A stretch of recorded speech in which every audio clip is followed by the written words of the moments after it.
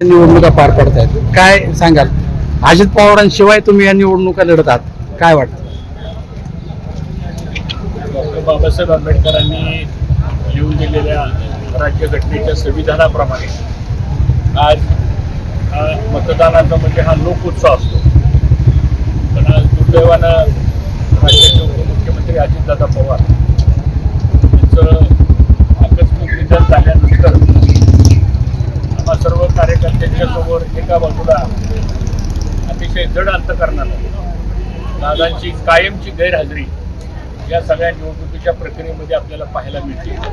परंतु एका बाजूला दुःख आहे आणि दुसऱ्या बाजूला आपल्याला कर्तव्य बजावायचं आहे. आणि म्हणून मी सर्व जनतेला आवाहन करतो की लोकशाहीनं आपल्याला मताचा अधिकार दिलेला आहे. आपण सर्वांनी अतिशय निर्भयपणानं आणि मोकळ्या वातावरणामध्ये आपल्या सद्विवेक बुद्धीला स्मरून आपण आपला सर्वांनी मताचा हक्क आणि अधिकार बजवावा असं आव्हान मी सर्व मतदारांना करतो. मतदानाची टक्केवारी ही मोठ्या प्रमाणात झाली पाहिजे, कारण एवढी मोठी यंत्रणा निवडणूक आयोगामार्फत केली जाते. आणि सर्वांना आव्हान आहे की आपण जास्तीत जास्त येऊन आपलं मतदान करावं.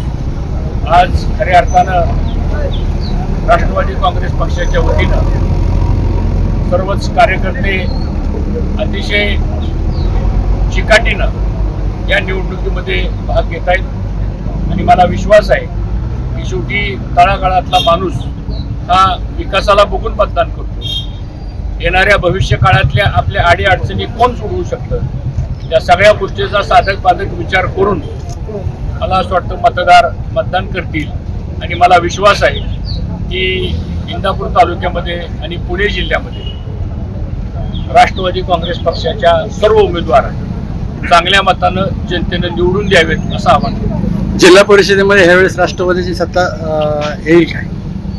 हे लोकांच्या हातात आहे. आणि जर वातावरण सगळ्या जिल्ह्यातलं जर बघितलं तर निश्चितच 9 तारखेला ज्यावेळेस निकाल लागेल त्यावेळेस जिल्ह्यामध्ये राष्ट्रवादी काँग्रेस पक्षाची सत्ता यायला मला तरी काही अडचण वाटत नाही.